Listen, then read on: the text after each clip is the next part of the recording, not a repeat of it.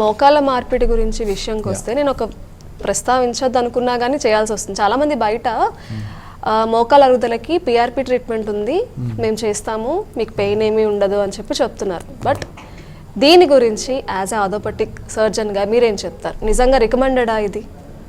అంటే ఇప్పుడు నేను మోకాలు అరగడం 4 స్టేజెస్ అన్నాను, 4th స్టేజ్లో నీ రీప్లేస్మెంట్ అన్నాను. ఓకే, ఈ 2 statements are clear. So 4th స్టేజ్లో knee replacement is the only solution. అది కూడా ఏజ్లో ఉన్న వాళ్ళకైనా. Yes, PRP injections, hyaluronic acid injections, steroid injections చాలా ఉన్నాయి. ఓకే, బట్ ఈ స్టేజ్లో మాత్రం డెఫినెట్లీ నో. ఇప్పుడు ఏమైపోయిందంటే మార్కెట్లో ఒక భయం అనమాట పేషెంట్స్కి, సర్జరీ అంటే భయం. సో అది ట్యాప్ చేసి మీకు సర్జరీ కంటే మనం ఇంజెక్షన్తో సెట్ చేస్తామని ఒక అయిపోయింది, ఒక సౌండ్ నాయిస్ అయిపోయింది. బట్ ఈ స్టేజ్కి అయితే no use, it is all rubbish. Okay, అంటే ఆ ట్రీట్మెంట్ మీరు కూడా చేస్తారా సార్? మీకు కూడా ఉంటుందా? చాలా తక్కువ అండి, ఆల్మోస్ట్ నో.